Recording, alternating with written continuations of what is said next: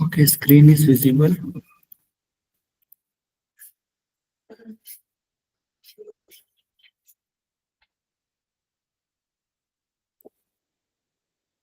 Screen दिख रही है आप लोगों को? Yes, sir. ओके, ठीक है। तो कल हमने एरिस्टोटल का कम्युनिकेशन मॉडल पढ़ा था। दैट एरिस्टोटल के कम्युनिकेशन में ये सारी चीजें होती हैं and it is based on public speaking. And Aristotle mostly focused on ethos, pathos and logos, means there should be some credibility of the speaker, there should be some emotions included in the speech, and there should be some logic in the speech to have a effective communication, to have a effective group communication.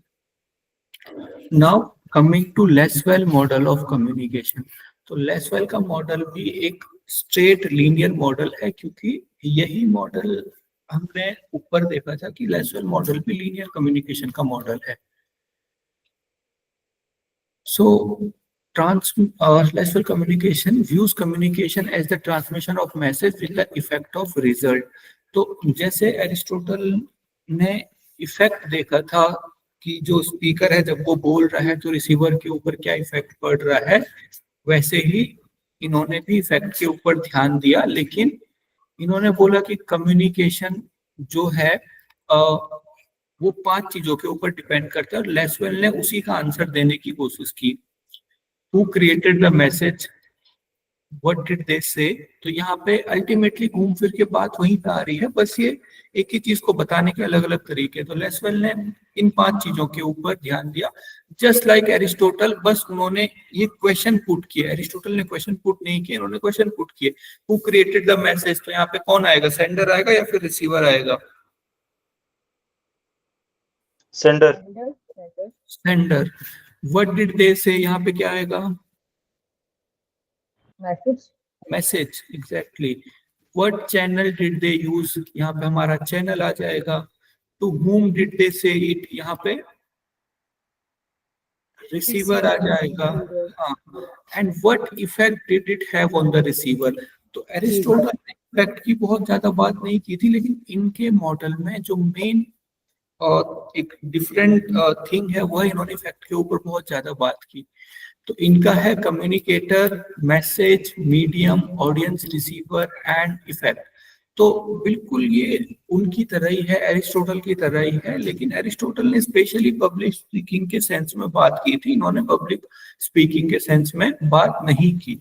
तो who says what, in which channel, to whom, with what effect.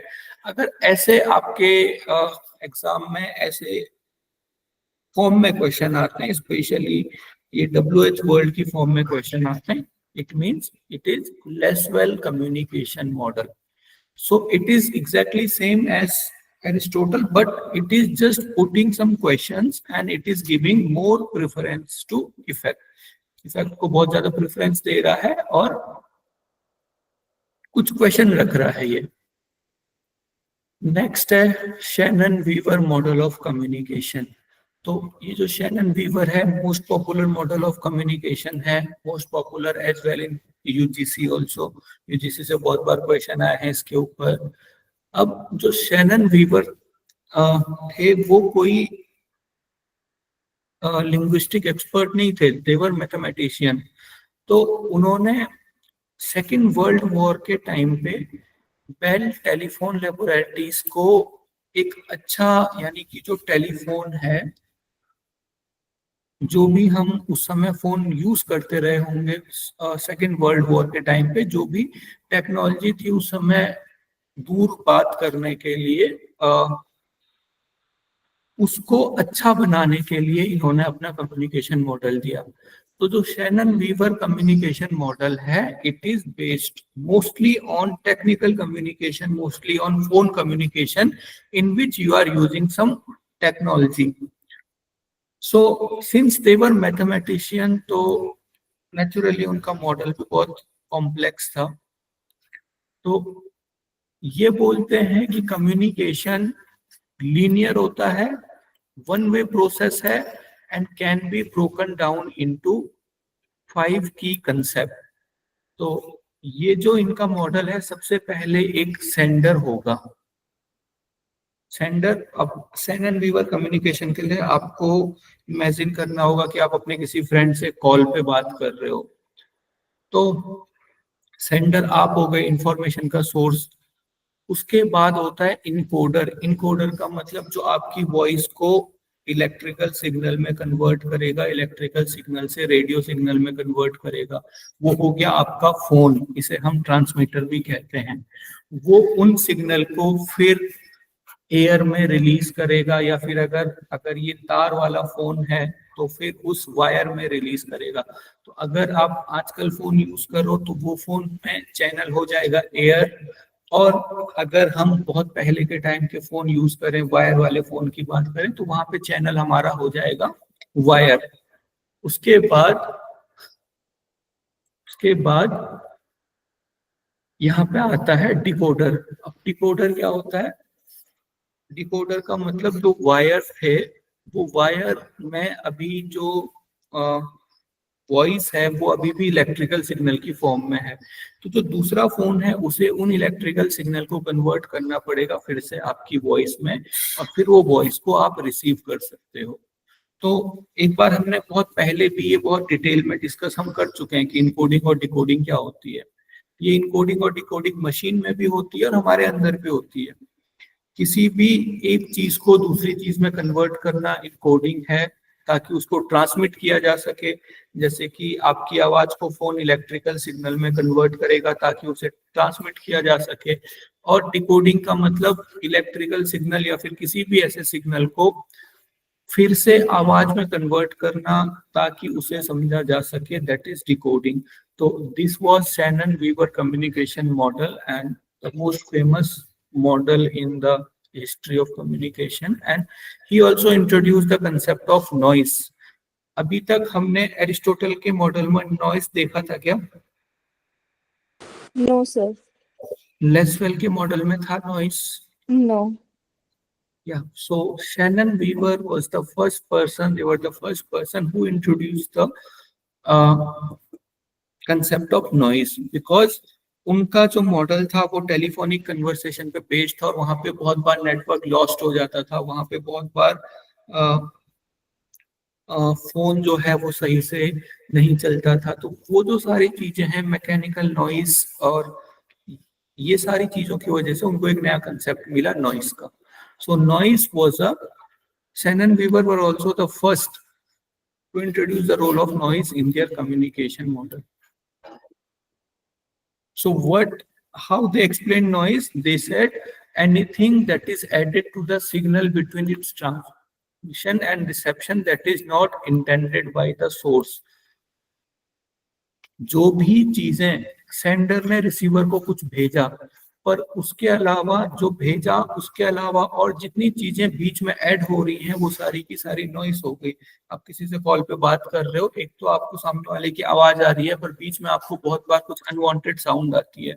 वो सभी sound, या फिर कभी आप TV देख रहे हो, आपने डिश लगाया हुआ है, तो टीवी के सिग्नल तो आपको आने ही चाहिए, लेकिन बीच बीच में बहुत ज्यादा व्हाइट व्हाइट ब्लैक ब्लैक सा आता है। वो जो अनवांटेड पार्ट है वो सारा का सारा नॉइस है।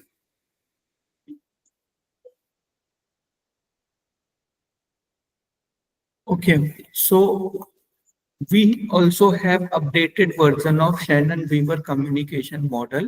तो updated version, अगर कहीं पे लिखा है कि updated version of Shannon Weaver communication model में क्या ऐड हुआ, तो यहाँ पे कुछ ऐड नहीं हुआ, यहाँ पे जस्ट फीडबैक ऐड हो गया। यानी कि ये जो रिसीवर है ये फिर से सेंडर को कुछ फीडबैक देगा।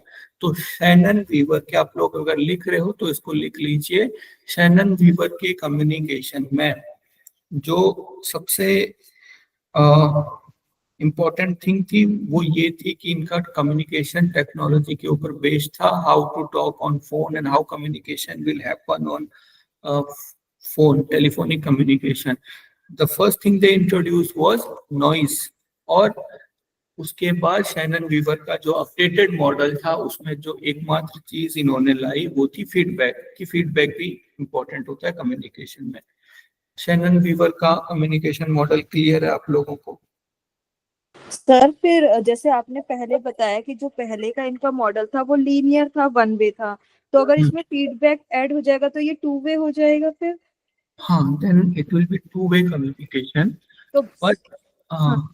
क्योंकि इनका जो इनिशियल मॉडल था वो लीनियर था और वही ज्यादा फेमस है, इसलिए हम इसे लीनियर के अंदर पढ़ रहे हैं। ऑब्वियसली अगर फीडबैक ऐड हो गया तो ये एक हाँ, इसे हम टू वे कम्युनिकेशन कह सकते हैं, लेकिन फिर भी अ, अभी इंटरेक्शन नहीं हो रहा है। मतलब एक तरफ से बहुत सारी इंफॉर्मेशन जा रही है, दूसरी तरफ से बस फीडबैक में हाँ और ना आ रहा है। Okay sir. Interactive communication two way हम किसे बोलेंगे? जहाँ पे हम कुछ डिस्कस कर रहे हैं, वो exactly to way communication. Okay sir. So this Berlow's SMCR model of communication, again very important model of communication, बहुत कॉम्प्लेक्स क्वेश्चन आ जाते हैं इससे। तो ये बर्लोज मॉडल ऑफ कम्युनिकेशन सबसे पहले डिफाइन किया डेविड बर्लो ने, इसीलिए इसका नाम ऑब्वियसली बर्लोज एसएमसीआर मॉडल ऑफ कम्युनिकेशन है। तो इनके अकॉर्डिंग कम्युनिकेशन में 4 इंपॉर्टेंट थिंग होती है SMCR। आपको क्वेश्चन में ही आंसर की हिंट मिल जाती है, आप चीटिंग कर सकते हो एग्जाम में। एस का मतलब हो गया सोर्स, एम का मतलब हो गया मैसेज, सी का मतलब हो गया चैनल और आर का मतलब हो गया रिसीवर। तो बटलोस के अकॉर्डिंग 4 चीजें इंपॉर्टेंट होती हैं, और ये जो 4 चीजें हैं ये बहुत सारी चीजों से अफेक्टेड होती हैं। जैसे जो सोर्स है, सोर्स यानी कि सोर्स से क्या मतलब है यहाँ पे? जहाँ से चीजें शुरू हुई। हाँ, यानी कि हम बर्लोस के मॉडल को अगर आपको एक्सप्लेन करना है तो आप ऐसे समझ लो आप अपने फ्रेंड से बात कर रहे हो, ठीक है? मतलब person to person communication Berlo's ने एक्सप्लेन किया। तो what he said the source और the person who is delivering the message will be get will get affected with lots of thing. बहुत सारी चीजें उसको अफेक्ट करेगी कि वो कैसे मैसेज डिलीवर कर पाता है। सबसे पहला कम्युनिकेशन स्किल, सोर्स की कम्युनिकेशन स्किल कैसी है इसके ऊपर डिपेंड करता है कि मैसेज कैसा होगा, कम्युनिकेशन कैसा होगा। सोर्स का एटीट्यूड, जो आपका स्पीकर है, सोर्स का मतलब स्पीकर यहाँ पे, लेकिन बोला उन्होंने सोर्स है। तो एटीट्यूड मतलब दृष्टिकोण कैसा है, नजरिया कैसा है, उसके आधार पे भी कम्युनिकेशन प्रभावित होता है। अगर आप अपने फ्रेंड से सामने सामने कम्युनिकेट कर रहे हो और आपका अच्छा दृष्टिकोण है उसके प्रति, तो आप ऑब्वियसली अच्छे से कम्युनिकेट करोगे। नहीं है तो आप कुछ चीजें स्किप करोगे।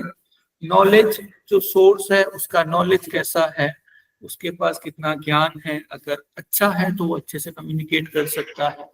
नेक्स्ट है social system and culture. Social system और कल्चर लगभग लगभग सेम चीजें हैं। सोशल सिस्टम का मतलब सामाजिक प्रणाली क्या है उस जगह की, जहाँ पे जो सोर्स है, जो स्पीकर है, वो किस सोशल सिस्टम से बिलोंग करता है, किस कल्चर से बिलोंग करता है।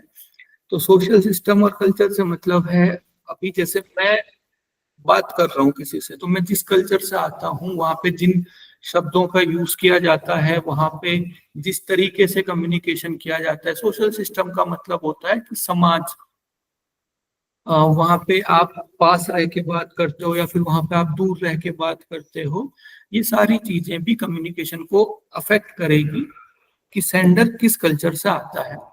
नेक्स्ट है कल्चर। सो कल्चर का मतलब यहाँ पे है हाई कंटेक्स्ट कल्चर और लो कंटेक्स्ट कल्चर। अगर जो सोर्स है वो हाई कंटेक्स्ट कल्चर से आता है तो उसकी एक सेंटेंस के साथ और भी बहुत सारी फीलिंग्स जुड़ी होंगी। नॉन वर्बल कम्युनिकेशन बहुत स्ट्रांग होगा, यानी कि बस जो बोल रहे हैं उन शब्दों का मतलब नहीं है, उन शब्दों के पीछे बहुत सारी भावनाएं जुड़ी हुई हैं अगर वो हाई कंटेक्स्ट कल्चर से आता है, जैसे कि हम like Indians. So some people, if they are coming from low context culture, अगर वो low context culture से आ रहे हैं, especially west की कुछ countries, so they will not focus about what is the feeling about behind a sentence. कुछ बोला गया है उसके पीछे क्या भावनाएं हैं, बाल की खाल पे वो बात नहीं करते, जितना बोला गया है उतने पे वो फोकस करते हैं। तो ये सारा कम्युनिकेशन को प्रभावित करेगा। नेक्स्ट है एलिमेंट्स। अब ये सारी चीजें सेंडर को प्रभावित करती हैं, जिससे कि कम्युनिकेशन प्रभावित होता है। बहुत सारे चीजें मैसेज को प्रभावित करती हैं। मैसेज के एलिमेंट्स क्या क्या हैं, मतलब जो मैसेज जैसे जो आप बोल रहे हो उसमें किन किन चीजों को आप इंक्लूड कर रहे हो, मैसेज को आपने कैसे स्ट्रक्चर किया हुआ है। स्ट्रक्चर करने का मतलब, आपको अगर आप कुछ किसी को मेल लिख रहे हो तो आपको सबसे पहले इंट्रोडक्शन लिखना चाहिए, उसके बाद सबसे पहले ग्रीटिंग्स लिखनी चाहिए, फिर इंट्रोडक्शन। तो स्ट्रक्चर हो गया, मैसेज कैसे आपने स्ट्रक्चर करा हुआ है। कंटेंट, मैसेज के अंदर जो चीजें होनी चाहिए वो है कि नहीं है, ये होता है कंटेंट। मतलब कंटेंट का मतलब किसी भी कोई भी जो मैसेज है उसके अंदर सारे की सारी सामग्री है कि नहीं। नेक्स्ट विषय विषय वस्तु। हाँ, विषय वस्तु, एग्जैक्टली। नेक्स्ट है ट्रीटमेंट। तो ट्रीटमेंट ऑफ मैसेज क्या होता है?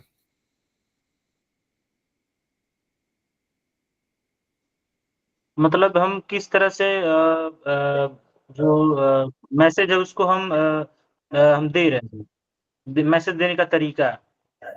हम्म, हाँ एग्जैक्टली, मैसेज देने का तरीका।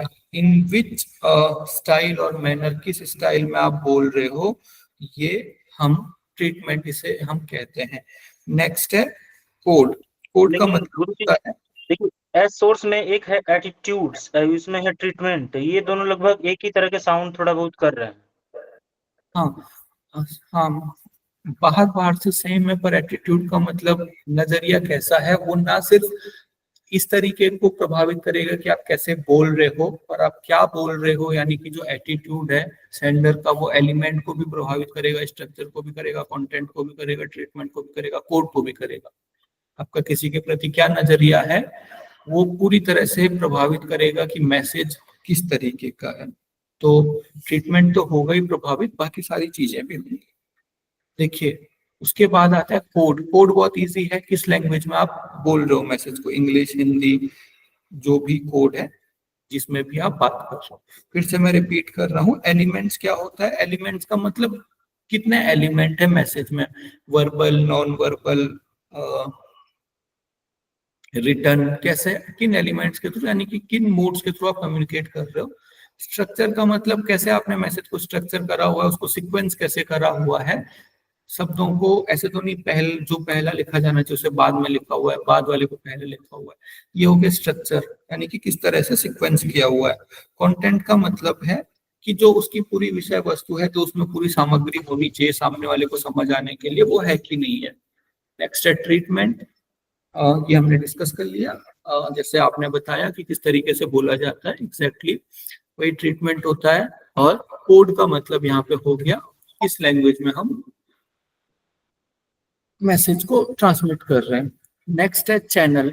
चैनल बहुत इंपॉर्टेंट है। चैनल का मतलब, अब जैसे मैंने आपको बोला, ये जो बर्लोज एसएमसीआर कम्युनिकेशन है, ये ज्यादातर इंटरपर्सनल, सामने सामने अगर कोई बैठा हुआ है तो उसके ऊपर बेस्ड है कि कैसे कम्युनिकेशन होगा।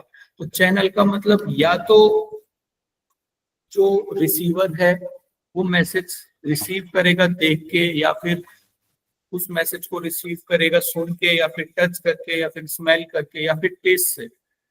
तो ये जो हमारे सारे के सारे सेंस ऑर्गन हैं, अकॉर्डिंग टू बर्लोज, ये एक चैनल की तरह काम करते हैं मैसेज को रिसीव करने के लिए। अब कोई मैसेज जो आप चीजें देख रहे हो, उससे मैसेज आप तक ज्यादा अच्छे तक कन्वे होगा। जो आप सुन रहे हो वो मैसेज थोड़े अलग तरीके से कन्वे होगा। अगर जो लोग देख नहीं सकते हैं, सुनने में प्रॉब्लम होती है, वो ब्रेल मेथड से पढ़ते हैं, यानी कि कुछ कुछ डॉट होते हैं जो कि उभरे हुए होते हैं किसी सरफेस के ऊपर, वैसे वो पढ़ने की कोशिश करते हैं। तो ये डिफरेंट चैनल्स हैं जिनके थ्रू हम कम्युनिकेशन को, हम मैसेज को रिसीव कर सकते हैं। और ये सारी की सारी चीजें चैनल को प्रभावित करती है, कम्युनिकेशन को प्रभावित करती है। देखिए, रिसीवर, स्मेलिंग स्मेलिंग नहीं समझ में आया।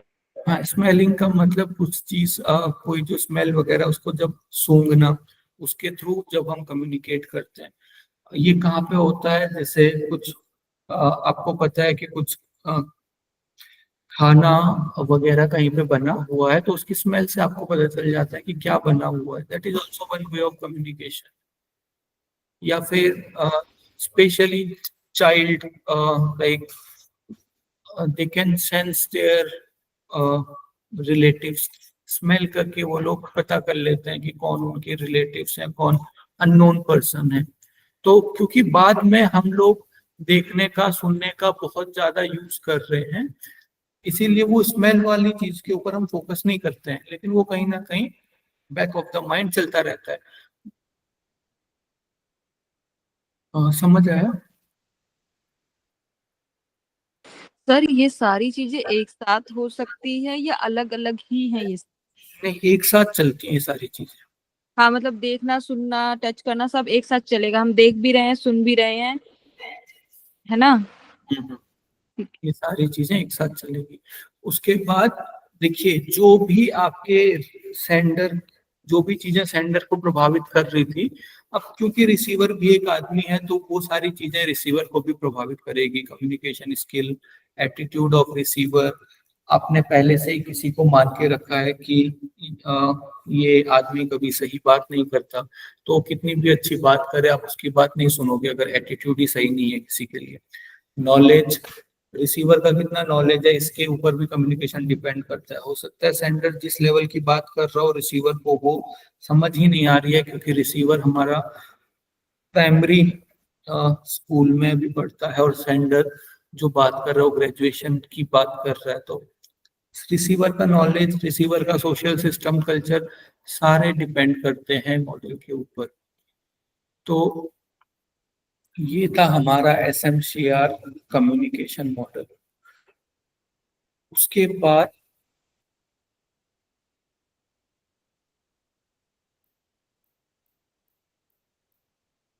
बाद हमारे आते हैं इंटरैक्टिव मॉडल्स ऑफ कम्युनिकेशन। फिर नेक्स्ट आएंगे ट्रांजैक्शनल मॉडल ऑफ कम्युनिकेशन। तो ऊपर ही था सर। हाँ, interactive models of communication. So interactive models of communication मतलब जहाँ पे टू वे कम्युनिकेशन हो रहा है। यहाँ पे फीडबैक तो है ही, लेकिन फीडबैक हमारा साइमन वेबर कम्युनिकेशन में भी था, तो उसको भी हम थोड़ा सा टू वे बोल सकते हैं उसकी लेटर स्टेजेस को। पर एक्चुअल कब होगा इंटरैक्टिव मॉडल ऑफ कम्युनिकेशन? जहाँ पे ये कंटिन्यूअस प्रोसेस होगी, इसे हम इंटरैक्टिव कम्युनिकेशन बोलते हैं। कि जो सेंडर है वो रिसीवर को कुछ भेजेगा, रिसीवर उसको हर बात के लिए फीडबैक भेजता रहेगा। तो इस तरीके से ये इंटरैक्टिव कम्युनिकेशन हम इसे कहते हैं। अब ये जो फील्ड ऑफ एक्सपीरियंस है ये आता है, जस्ट एक मिनट, फील्ड ऑफ एक्सपीरियंस आगे आएगा, लेकिन फिर भी देखिए जो इंटरैक्टिव मॉडल्स ऑफ कम्युनिकेशन है, मोस्ट इंपॉर्टेंट इसमें फीडबैक है। लेकिन यानी कि जो कम्युनिकेशन है वो दोनों तरफ से होना चाहिए। मैं कुछ बोल रहा हूँ, आप उसके ऊपर फीडबैक मुझे दोगे या फिर आप उसके ऊपर मुझे कुछ बोलोगे, ये होना चाहिए। This is the need of having a good interactive communication. But for this, जो सबसे इंपॉर्टेंट चीज है यहाँ पे, ये आपको दिख रहा है, ये लिखा हुआ है sender field of experience, receiver field of experience. इससे यस क्या सर। समझते हो आप?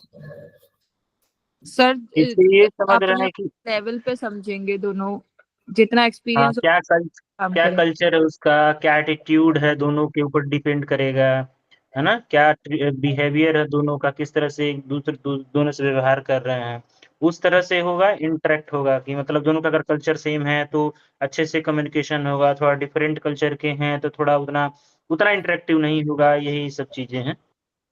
देखो, ये सारी चीजें भी आएंगी, लेकिन फील्ड ऑफ एक्सपीरियंस का मतलब है कि आप जितनी चीजें जानते हो, आपकी लाइफ में जो जो चीजें चल रही हैं, आप जितनी चीजों से जुड़े हुए हो, और दूसरा व्यक्ति जितनी चीजों से जुड़ा हुआ है, उसमें कुछ ना कुछ सिमिलैरिटीज होनी चाहिए, तभी आप कम्युनिकेट कर सकते हो। To way communication. जैसे मैं अभी आपको पढ़ा रहा हूँ, तो जितनी मेरी लाइफ में चीजें हैं उनमें से एक है यूजीसी नेट। आपकी लाइफ में कुछ बहुत सारी चीजें हैं, उनमें से कुछ होगी, उसमें से एक है यूजीसी नेट। तो यहाँ पे हमारा ये फील्ड ऑफ एक्सपीरियंस मैच कर रहा है यूजीसी नेट के ऊपर। तो दोनों के बीच में कुछ चीजें कॉमन होनी चाहिए। फील्ड ऑफ एक्सपीरियंस का मतलब हमसे रिलेटेड सारी चीजें, जिन भी चीजों को हमने आज तक एक्सपीरियंस कर चुके हैं, वो सारी चीजें कुछ कॉमन होनी चाहिए, तभी आप कम्युनिकेट कर सकते हो। जैसे हमारे बीच में अभी यहाँ पे कॉमन है यूजीसी नेट का पेपर 1, तो उसके ऊपर हम कितनी भी बात कर सकते हैं। पर आपके घर में कोई और सदस्य है या फिर कोई भी फॉर एग्जांपल कोई भी अननोन आदमी है, आपको नहीं पता, आप उनको जानते नहीं हो, आपके बीच में कोई चीज कॉमन नहीं है, तो फिर भी आपको बात करनी है, तो हम किसके ऊपर बात करते हैं? ज्यादातर हम बात करना स्टार्ट करते हैं वेदर के ऊपर, अगर किसी अननोन से हमें बात करना स्टार्ट करना है, क्योंकि एटलीस्ट वेदर तो दो लोगों के लिए कॉमन है ना, वहां पे फील्ड ऑफ एक्सपीरियंस वेदर हो गया। लेकिन अगर दो लोग कंप्लीटली अननोन है तो वो लोग बात नहीं कर सकते। ये हमारा इंटरेक्टिव कम्युनिकेशन मॉडल कहता है कि दो लोगों को अगर इंटरेक्टिवली कम्युनिकेट करना है, वन वे कम्युनिकेशन तो आप बैठ जाओ, आपको कुछ भी समझ में नहीं आ रहा, मैं यहाँ से बोलता रहूंगा, वन वे कम्युनिकेशन होता रहेगा। लेकिन टू वे होने के लिए, मैसेज का आदान प्रदान होने के लिए, फील्ड ऑफ एक्सपीरियंस दोनों में कुछ चीजें कॉमन होनी चाहिए, ताकि उनके ऊपर वो लोग बात कर सकते हैं। समझ में आया? जी हाँ जी सर। हाँ, तो इसमें वो सारी चीजें भी आ जाएंगी जो आपने बोला, कल्चर, बात करने का तरीका, पास्ट एक्सपीरियंस, पर्सनल हिस्ट्री, ये सारी की सारी चीजें इसमें आ जाएंगी। तो इसका जो पहला कम्युनिकेशन मॉडल है वो है ऑस्गुड-स्केरेम मॉडल ऑफ कम्युनिकेशन। तो ये जो कम्युनिकेशन मॉडल है, ये एक सर्कुलर मॉडल ऑफ कम्युनिकेशन है, जिसमें कि जो मैसेज है वो दोनों तरफ से जाएगा। तो ये जो ऑस्गुड-स्केरेम कम्युनिकेशन मॉडल है वो कहता है कि कोई भी डिफरेंस नहीं है सेंडर और रिसीवर में। देखो,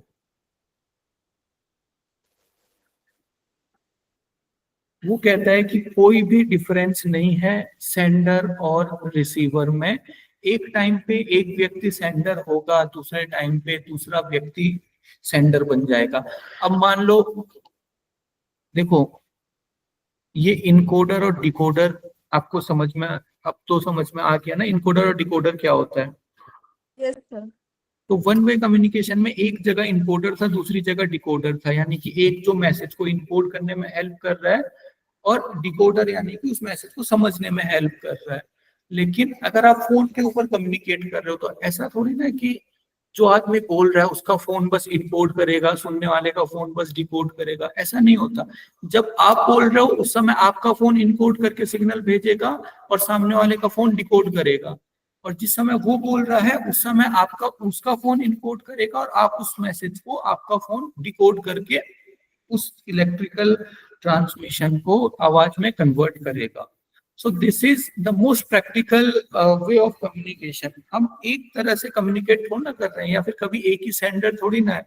आप कॉल पे बात कर रहे हो, 10 सेकंड आपने कॉल पे बात की, फिर जो सामने वाला है, आप अगर अपनी मदर से बात कर रहे हो, फिर वो बात करेंगी तो वो सेंडर हो गए। अब फिर से आप बात करोगे, कुछ उनका आंसर दोगे तो आप वहां पे सेंडर हो गए। तो ये ऑस्गुड-स्केरेम कम्युनिकेशन मॉडल है। ये कहता है, इसके 4 मेन प्रिंसिपल हैं। वो 4 मेन प्रिंसिपल कौन कौन से हैं?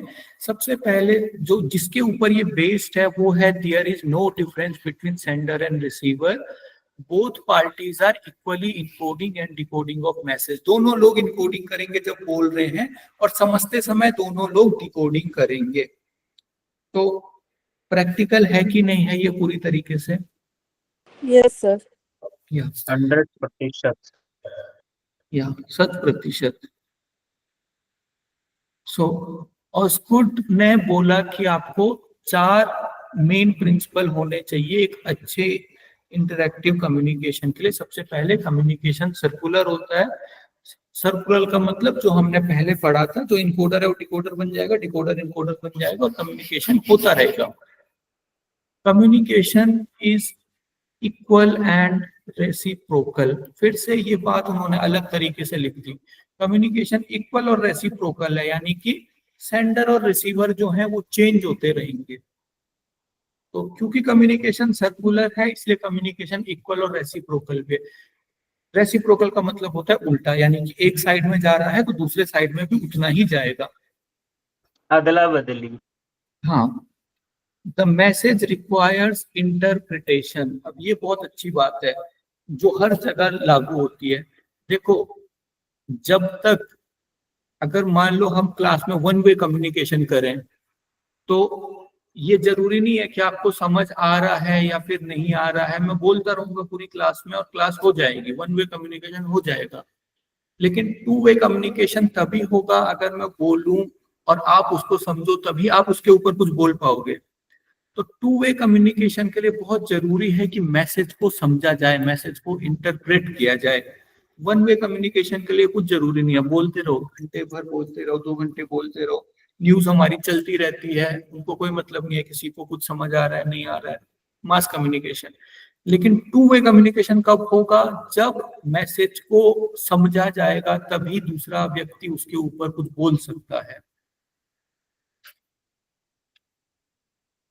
तो इसमें इंटरप्रिटेशन बहुत जरूरी होती है। और चौथा इनका सिद्धांत है कि जो मैसेज है उसमें जो कम्युनिकेशन है उसमें इनकोडिंग डिकोडिंग और इंटरप्रिटेटिंग होती रहेगी। एक बार एक आदमी इनकोड करेगा, दूसरा आदमी उसे डिकोड करेगा, उसको फिर इंटरप्रेट करेगा। इंटरप्रेट का मतलब समझेगा, फिर से अपने मैसेज को इनकोड करेगा, फिर से उसको भेजेगा। तो ये इसका एक्चुअल मॉडल इस तरीके से बनेगा।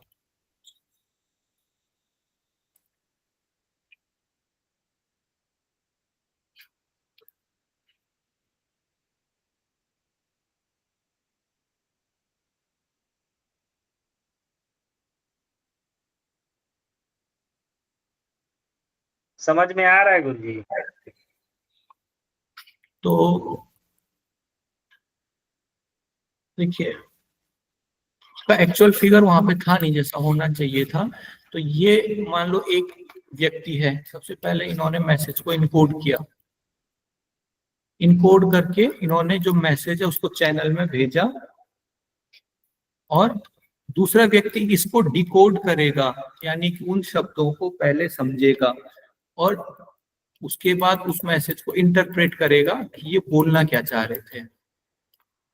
उसके बाद फिर से इसको इनकोड करेगा, जो उसको बोलना है वो फिर से उसको इनकोड करेगा, और ये जो मैसेज है ये मैसेज दूसरा व्यक्ति फिर से डिकोड करेगा, उसको फिर से इंटरप्रेट करेगा, समझने की कोशिश करेगा, और फिर से अपनी बात इनकोड करेगा।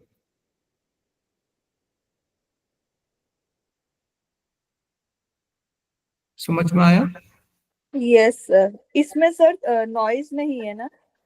हाँ, नॉइस का कंसेप्ट नहीं है इसमें। इन्होंने नॉइस के ऊपर बात नहीं की, इन्होंने जस्ट दो लोगों के बीच में कम्युनिकेशन कैसे हो रहा है उसके ऊपर बात की। ठीक है सर। तो हाँ, ये जो फिगर है इसमें डिकोडिंग और इनकोडिंग का जो है वो चेंज होना चाहिए था। इनकोडिंग से पहले डिकोडिंग होगी, तो इसलिए मैंने वो अलग से लिख लिया, वो उसका एक्चुअल फिगर होगा। नेक्स्ट है Wesley and McLean model of communication. ये एक्चुअली हमारे सिलेबस में है नहीं, बट जो आप अगर इसमें आपको कुछ याद रखना है तो आप ये रख सकते हो। अगर कभी वन वर्ड क्वेश्चन आता है, क्योंकि जो चीजें सिलेबस में नहीं होती हैं उनसे कॉम्प्लेक्स क्वेश्चन नहीं आता, उनसे 2-3 लाइन का सिंपल सा क्वेश्चन आ जाता है, क्योंकि उन्होंने कॉम्प्लेक्सिटी वहीं पे बढ़ा दी जो सिलेबस में नहीं है। तो वेस्ले मैकलीन कम्युनिकेशन मॉडल में क्या होगा? वेस्ले मैकलीन कम्युनिकेशन कहता है कि जो हमारा हाँ, जो कम्युनिकेशन है वो ना सिर्फ दो लोगों की वजह से प्रभावित हो रहा है, यानी कि सेंडर और रिसीवर। जैसे हमने पढ़ा था कि सेंडर की जो एटीट्यूड्स हैं, सेंडर का कम्युनिकेशन स्किल है, ना सिर्फ उसकी वजह से कम्युनिकेशन प्रभावित हो रहा है, बल्कि बहुत सारे इन्वायरमेंटल फैक्टर्स की वजह से कम्युनिकेशन प्रभावित हो रहा है। तो इन सारे इन्वायरमेंटल फैक्टर्स को आपको इग्नोर करके, जो भी डिस्ट्रैक्शन वाले इन्वायरमेंटल फैक्टर हैं उनको आपको इग्नोर करके रिसीवर तक कम्युनिकेशन थोड़ा स्ट्रगल करके पहुंचाना पड़ता है। इसे हम कहते हैं वेस्ले मैकलीन कम्युनिकेशन मॉडल। तो देखो, अभी मैं थोड़ा इजी वे में इसको एक्सप्लेन करने की कोशिश करता हूँ। फिर से ऐसा हो सकता है कि मतलब ये थोड़ा आपको कॉम्प्लेक्स लगे, वैसे सिलेबस में है भी नहीं, पर यूजीसी की बहुत बार यूजीसी ऐसा रहा है कि आउट ऑफ द सिलेबस चीजें आ जाती हैं, तो आप समझने की कोशिश कर सकते हो। पर अगर नहीं भी आता है तो आप बस ये याद रख सकते हो कि इसमें इन्वायरमेंट बहुत इंपॉर्टेंट है इस कम्युनिकेशन मॉडल में। तो देखिए,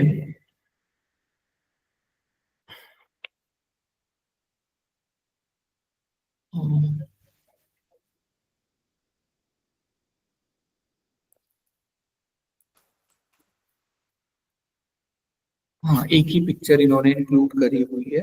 तो देखिए, जो रिसीवर है यहाँ पे, जो सेंडर है वो ए से डिनोट किया गया है।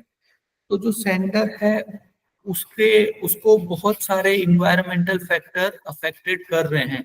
ये जो एक्स है, ये इन्वायरमेंटल फैक्टर हैं, ये इसको अफेक्ट कर रहे हैं।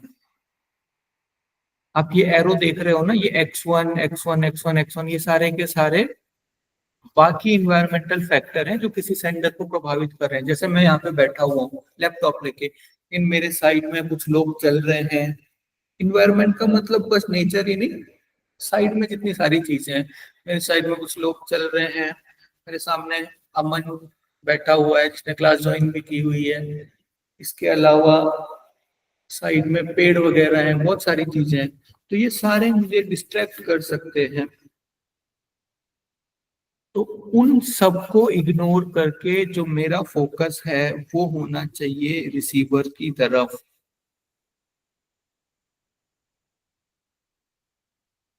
समझ आया आपको? Yes like sir. बेसिक इसकी अंडरस्टैंडिंग, लाइक किसके ऊपर ये बात कर रहा है। समझ समझ में आ रहा है, अच्छी आ तरह रहा से समझ में आ जा रहा है। हम्म। अब मुझे क्या करना है, मुझे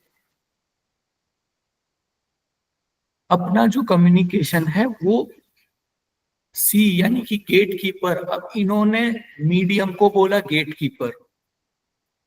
यहाँ पे हमारा मीडियम कौन है? Google Meet. तो मुझे इन सारी चीजों से बगैर डिस्ट्रैक्ट हुए मुझे अपना मैसेज भेजना पड़ेगा गूगल मीट पे, और गूगल मीट से वो मैसेज आपके पास पहुंच जाएगा यानी कि रिसीवर। तो ये इसका मॉडल है कि अपना आपका ओरिएंटेशन जो है और फीडबैक दोनों पॉइंट पे मिल सकता है। जो गेट कीपर है, हो सकता है मुझे दिख गया कि गूगल मीट, देखिए ये देखो, ये आपको स्क्रीन विजिबल है। Yes sir. तो यहाँ पे देखो, यहाँ पे कुछ कुछ हो रहा है। ये जो ऑडियो वाली यहाँ पे है, यहाँ पे मुझे दिख रहा है कि मेरी ऑडियो जा रही है कि नहीं जा रही है। तो पहला फीडबैक मेरे को गूगल मीट पे ही मिल गया कि ऑडियो अभी जा रही है। दूसरा फीडबैक जब मैं आपको पूछता हूँ कि मैं ऑडिबल हूँ कि नहीं हूँ, तो एक फीडबैक मेरे को यहाँ पे मिल जाता है, लेकिन कंफर्म करने के लिए आप भी मेरे को फीडबैक देते हो, रिसीवर भी फीडबैक देता है। तो इस तरीके से जो सेंडर है वो किसी मीडियम में अपना मैसेज रखता है, वो मीडियम गूगल मीट हो गया, वो हमारा ऑब्जेक्ट ऑफ ओरिएंटेशन हो गया। ऑब्जेक्ट ऑफ ओरिएंटेशन का मतलब बाकी सारी चीजों को छोड़ के जहां पे आपको फोकस करना है वो है हमारा वो है हमारा गूगल मीट यानी कि गेट कीपर मीडियम, और वही हमारा रिसीवर का भी यानी कि आपका आपका भी वही ऑब्जेक्ट एंड ओरिएंटेशन होगा, यानी कि आपका ध्यान भी उसी के ऊपर होना चाहिए, तभी कम्युनिकेशन हो सकता है। तो ये है वेस्ले और मैकलीन का कम्युनिकेशन मॉडल। जस्ट इन्होंने हाउ टू अवॉइड नॉइज और how to avoid environmental distraction and क्यों एक ऑब्जेक्ट ऑफ ओरिएंटेशन की बहुत ज्यादा जरूरत है, इसके ऊपर इन्होंने अपना मॉडल रखा।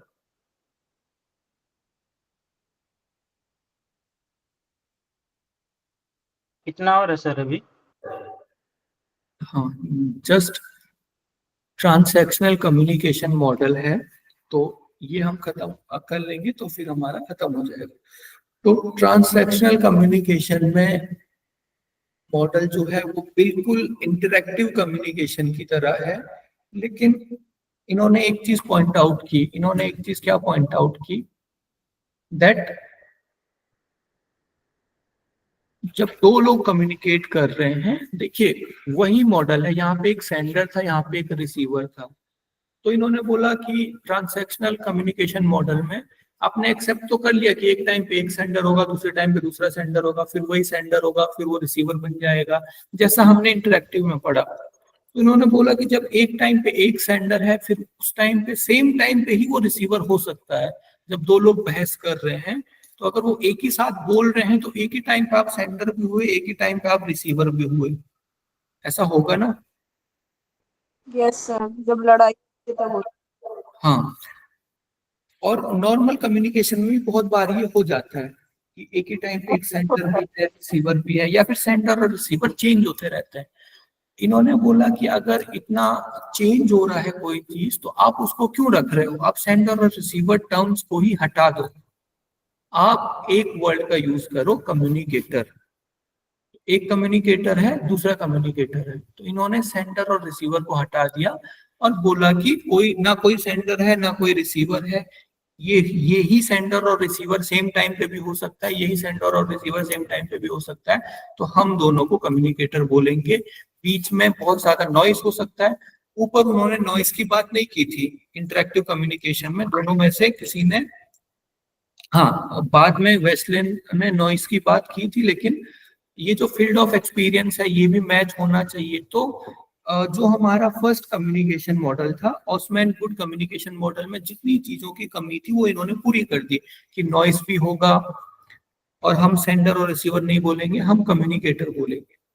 तो ट्रांजैक्शनल मॉडल में जो इनका पहला कम्युनिकेशन मॉडल आता है, होता है बारलैंड ट्रांजैक्शनल मॉडल ऑफ कम्युनिकेशन। तो इसमें क्या बोलते हैं ये, कि जो कम्युनिकेशन होगा वो सर्कुलर कम्युनिकेशन होगा। देखो,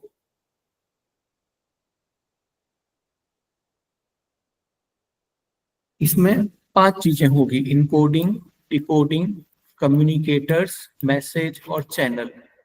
अब ये देखो, ये एक पर्सन है P1, तो ऐसा तो नहीं कि वो एक बार में एक ही आदमी से बात कर रहा है। तो ये जो है, अब इनमें सारी चीजों को आपको देखना पड़ेगा। CPU, इसका मतलब है public cues, private cues, non verbal behaviour cues. यानी कि एक जो मैसेज है, एक जो पर्सन है, वो सेम टाइम पे डिकोडिंग और इनकोडिंग भी कर रहा है। और देखो, अभी एक मैसेज, ऐसा फिगर आपको देखने में बहुत कंफ्यूजिंग लग रहा होगा, लेकिन बात उन्होंने बहुत सिंपल की हुई है। ये बोल रहे हैं कि एक सेंडर और रिसीवर, बस इन्होंने चीजों को पूरा एक्सप्लेन कर दिया कि एक बार जब वो कुछ चीज सेंड कर रहा है या फिर कुछ चीज रिसीव कर रहा है, कुछ डिकोड कर रहा है, इनकोड कर रहा है, तो उसे ना सिर्फ मैसेज को डिकोड या इनकोड करना है, बल्कि उसे सारी मतलब जो भी उसकी प्राइवेट क्यूज है, यानी कि उसके अंदर जितनी भी चीजें चल रही हैं उसको भी साथ साथ में समझते जाना है। पब्लिक क्यूज यानी कि आसपास जितने लोग हैं उनसे जो स्टिमुलस आ रहा है उसको भी डिकोड करना है। इसके अलावा आसपास जितने लोग जो भी नॉन वर्बल जेस्चर्स यूज कर रहे हैं, तो वो उसको भी हमें ध्यान में रखना है। तो अभी जैसे मैं यहाँ पे क्लास लेने बैठा हूँ, तो मुझे ना सिर्फ अपना मैसेज, मैं अपना मैसेज ही थोड़ा डिकोड कर रहा हूँ, एक इनकोड कर रहा हूँ एक बार में, उसके साथ साथ मेरी जो आंखें वो इधर उधर देख रही हैं सारी चीजों को, भले ही मैं उनको इम्पोर्टेंस नहीं दे रहा हूँ, लेकिन वो सारी चीजें अंदर चल रही हैं। तो ये जो इन्होंने सारा लिखा हुआ है कि public cues, private cues, non verbal behaviour cues. Cues का मतलब होता है जो भी आपको आइडिया मिल रहा है।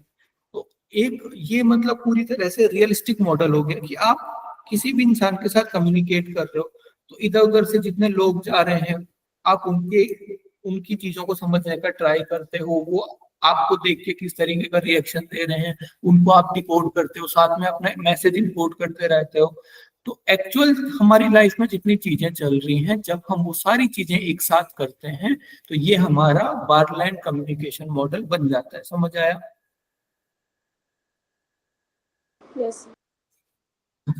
इसमें कंफ्यूज नहीं होना है, CPR प्लस इसमें कंफ्यूज नहीं होना है, ये जस्ट कोडिंग लिखी हुई है। सारी नॉन वर्बल और वर्बल चीजें जब हम कर रहे हैं, जिस समय हम कम्युनिकेट कर रहे हैं, तो वो हमारा बारलैंड कम्युनिकेशन मॉडल हो गया। तो इस तरीके से, और इसके बाद नेक्स्ट वाला जो हमारा कम्युनिकेशन मॉडल है, trans helical model of communication. Trans helical model of communication भी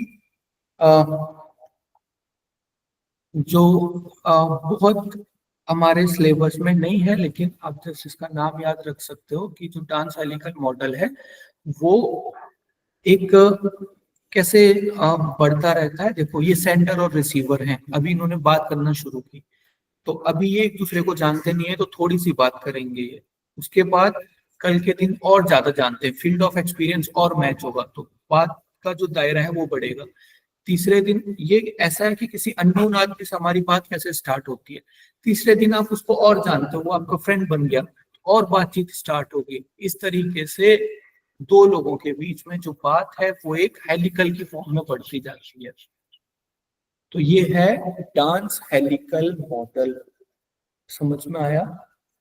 सर, इनमें भी फीडबैक के बारे में बात नहीं की है ना? नहीं, फीडबैक के बारे में बात की है, अल्टीमेटली इन्होंने फीडबैक के बारे में ही बात की है। देखिए, जो हमारा बारलैंड कम्युनिकेशन मॉडल था वो तो पूरी तरह से फीडबैक के ऊपर, उसमें फीडबैक ना सिर्फ जो रिसीवर है उसका फीडबैक, बल्कि आसपास लोग जितनी चीजें कर रहे हैं उन सबको हम फीडबैक की तरह एक्सेप्ट कर रहे हैं ना। तो उन्होंने तो फीडबैक के ऊपर बात की ही कि आसपास जितने लोग आपको देख रहे हैं, जैसे देख रहे हैं, आप उसको प्रोसेस करते रहते हो अपने माइंड में, या फिर जो जिसके साथ आप बात कर रहे हो वो नॉन वर्बली जैसा आपके सामने खड़ा है, उसको आप टाइम टू टाइम प्रोसेस करते रहते हो। लेकिन डांस हेलिकल मॉडल भी फीडबैक के ऊपर बेस्ड है। फॉर एग्जाम्पल, मैंने आपको कुछ बोला, आपने मेरे को जो फीडबैक दिया, उस फीडबैक की वजह से मैं आपको और अब अच्छे से बात कर सकता हूँ, और उसके बाद फिर आप जो फीडबैक दोगे मेरी बात के ऊपर, और आप अपनी बात रखोगे। तो एक फीडबैक के बाद जो बात करने का कंटेंट है वो बढ़ जाता है। इसी को मैंने दूसरे तरीके से बोला कि जब हम एक दूसरे को जानने लगते हैं तो हम और ज्यादा डीप बात कर सकते हैं, लेकिन जितनी ज्यादा डीप बात कर रहे हैं उतना ज्यादा फीडबैक बढ़ रहा है ना हमारा। सर, बात तो तभी आगे बढ़ती है जब फीडबैक मिलता है, बिना फीडबैक के बात ही आगे नहीं बढ़ेगी, क्योंकि कुछ होगा ही नहीं बोलने के लिए, कि बंदा बोलता रहेगा। वही एग्जैक्टली तो ये कह रहा है कि कम्युनिकेशन में जितना फीडबैक मिलता रहेगा उतनी ज्यादा और अच्छे से बात बढ़ती रहेगी, और बात का जो दायरा है वो बढ़ता रहेगा। Trans helical model. Okay sir. इसमें कुछ लिखा था लाइफ टाइम, मतलब वही सिस्टम है, दोस्त बन गया, बीवी बन गया, पति बन गया, तो ये चलता रहता है। हाँ, ये इनकी बुक है, communication principle for a life time. तो उस तरीके से भी हम इसको समझ सकते हैं। तो ये हमारा कम्युनिकेशन लगभग लगभग खत्म हो गया। अगर बीच में कुछ चीजें छूटी हुई हैं तो हम एक एक्स्ट्रा क्लास करेंगे जिसमें हम कोशिश करेंगे प्रीवियस ईयर क्वेश्चन करने की, और कुछ चीजें रह रही हैं उनको भी करने की। तो आज की क्लास क्वेश्चन आंसर करा दीजिएगा सर। हाँ, आज की क्लास हम यहीं पे